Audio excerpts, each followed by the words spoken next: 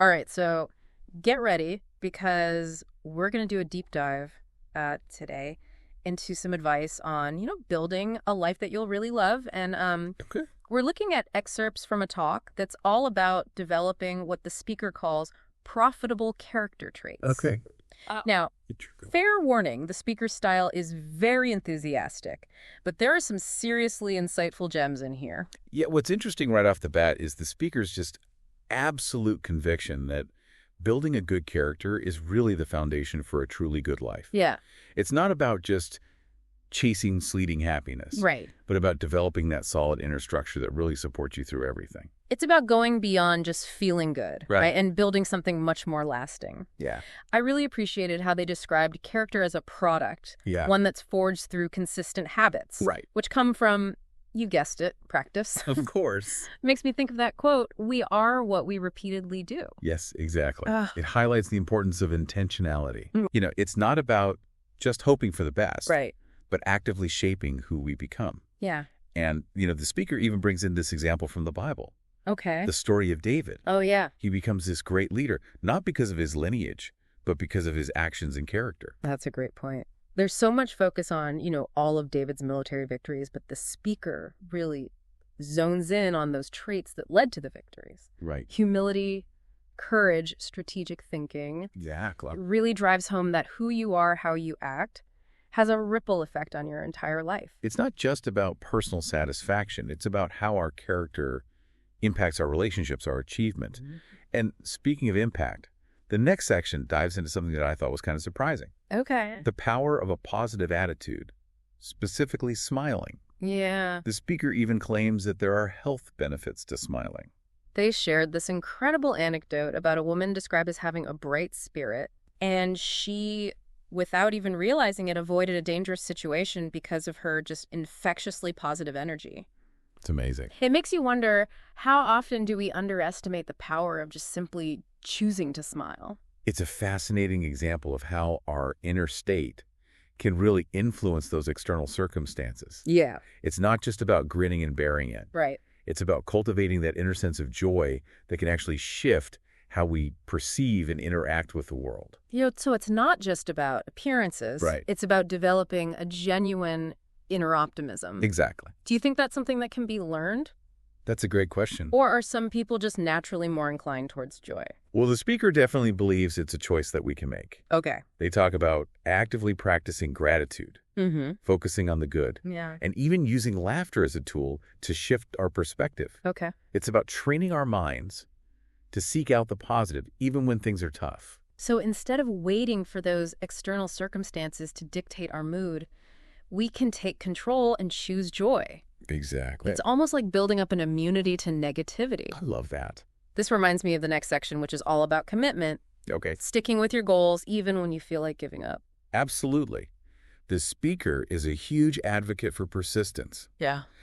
They share their own story of starting their ministry with just one elderly woman. Wow. From that small beginning, something much larger grew. Yeah.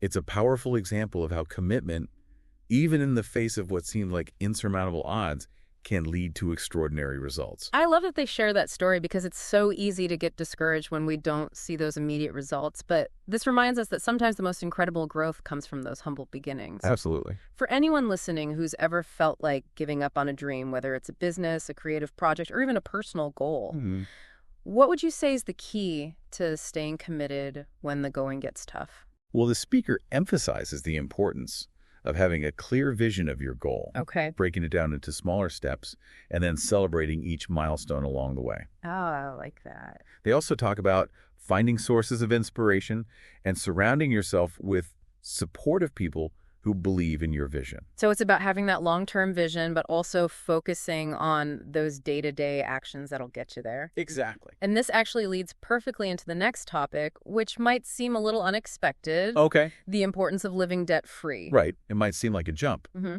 but the speaker sees financial freedom as a core character strength. Okay. They talk about the importance of avoiding debt and always paying promptly. Mm.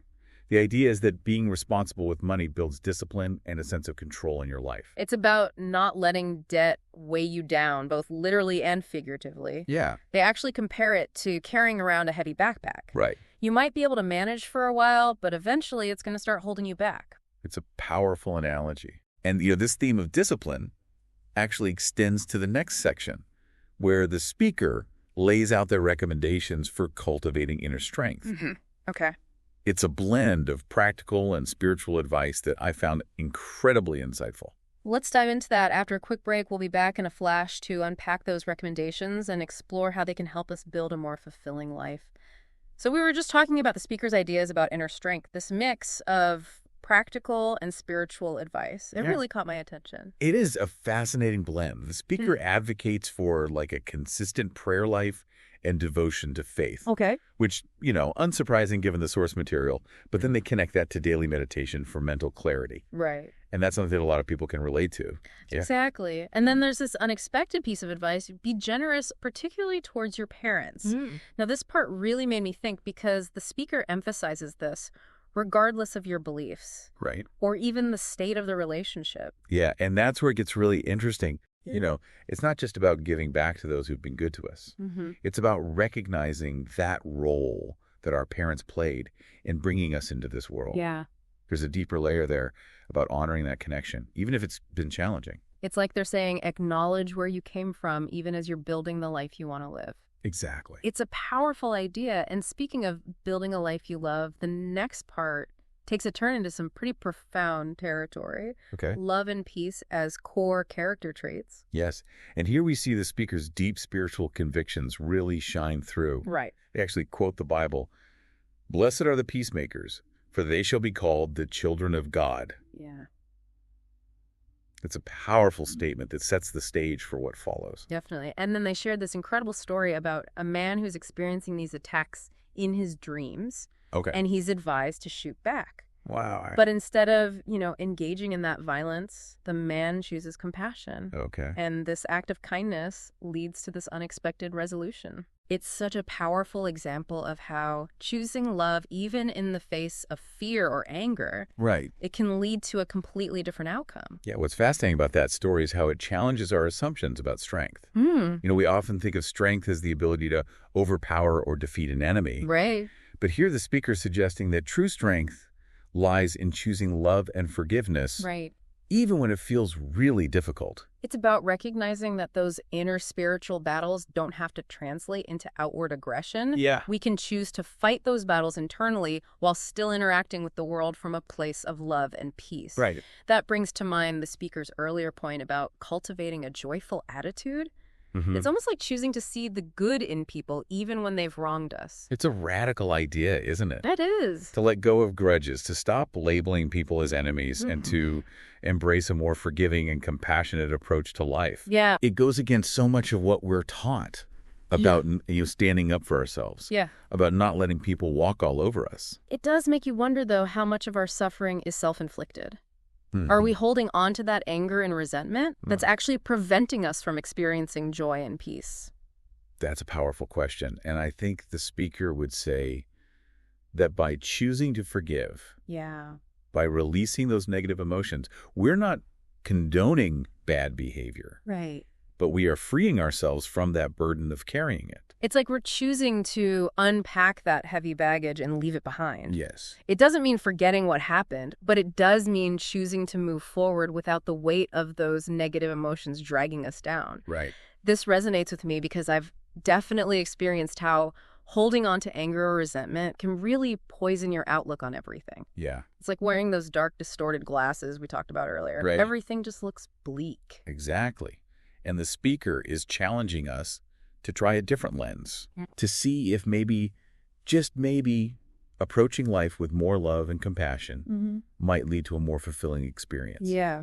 It's not about being naive or ignoring injustice, Right. but it's about recognizing that we have a choice in how we respond to it. It's about taking back control of our own emotional state rather than letting those external circumstances dictate it. Absolutely. As I'm listening to this, I'm realizing It's not about being passive or letting people walk all over you. Right. It's about choosing your battles wisely and responding to negativity with a more empowered mindset. I love that perspective. Yeah. It's not about weakness. It's about choosing to respond from a place of strength and inner peace. Mm-hmm. And, the speaker even acknowledges that sometimes you have to do that inner work, that inner warfare, as they call it, Right. to overcome those negative feelings. But the key is to not let those internal battles dictate your external actions. So it's about dealing with our own baggage privately, but coming out into the world with open arms, ready to engage with others from a place of love and understanding. Absolutely. What a powerful concept. It is. And the speaker really drives home the point that this isn't just some lofty ideal. Right. It's about taking action. Right. They actually encourage listeners to start with small steps, Okay. like going home and greeting a neighbor they've been avoiding, extending a hand of friendship and peace. It's such a simple act, but imagine the ripple effect if everyone started doing that. Oh, I know. What if we all chose to be the peacemakers in our own lives? It's a beautiful idea. It is. And it brings us to the speaker's final call to action. Right. The speaker urges listeners to embrace these character traits and see how they can transform their lives. Yeah. They're basically saying, you've heard the theory, now go out and live it. See for yourself the power of choosing love, peace, and a joyful spirit. It's like they're handing us this toolbox filled with these incredible tools and saying, go build the life you want. You have everything you need. Exactly. It's an incredibly empowering message. It is. And before we wrap up this deep dive, I want to hear your final takeaways. Yeah. What resonated with you? What surprised you? What's one idea or story that's going to stick with you from this unconventional but surprisingly insightful talk? Yeah. We'll be back in a moment to share our final thoughts and a thought-provoking question to leave you pondering. It's amazing how much we covered unpacking this talk, Yeah. It's not your typical self-improvement advice, Right. but there's a real depth to these profitable character traits. I think what strikes me is how they weave together practical advice with, deep spiritual conviction. Mm-hmm. It's not about just being a good person in theory. It's like concrete actions you can take Yeah. to build those qualities. For me, what stands out is this emphasis on taking responsibility, Yeah. not waiting for the world to change or for someone to fix things, but actually changing yourself, Mm-hmm. your attitude, your reactions, your habits. It all starts with you. It circles right back to the beginning. How the speaker defined character as that product of habit, formed through constant practice. Yeah. It's empowering, really. You're not a victim of circumstance. You have the ability to shape who you become. It's like being given a blank canvas and a set of paints. Okay. The world might throw some colors at you that you don't like, but ultimately you get to decide what kind of picture you're going to create. Yeah. And the speaker's advice is like, hey, why not use those bright, joyful colors? Mm-hmm. You might be surprised at the masterpiece you can make. I love that analogy. Yeah. And, it's not about pretending everything's perfect or ignoring the challenges. Right. It's about approaching life with a different set of tools, a different mindset. Remember how they emphasized financial freedom as a character strength? Yes. It's not just about money. Right. It's about the discipline and the self-control that comes with managing your finances well. Absolutely. And that spills over into other areas of life. It's all connected, and that's what I find so insightful about this talk. Yeah. It's not just a collection of random tips. Right. It's this holistic approach to building a life grounded in character. Mm. It's about those foundational qualities: love, joy, peace, generosity, commitment, Yeah. that ripple outward and impact everything you do. It's like planting a seed and nurturing it until it grows into this strong, resilient tree. Yeah. And the fruit of that tree is a life filled with purpose, meaning, and deep satisfaction. Beautifully put. We've explored a lot today, We have. and I hope you're walking away with some valuable insights, maybe even a few actionable steps that you can take Yeah. to cultivate these profitable character traits in your own life. As we leave you to ponder all this, we want to leave you with one final thought-provoking question. Okay. If, as the speaker suggests, a positive attitude and loving actions can truly impact outcomes so dramatically, what changes might you experience by consciously cultivating these traits? That's a good question.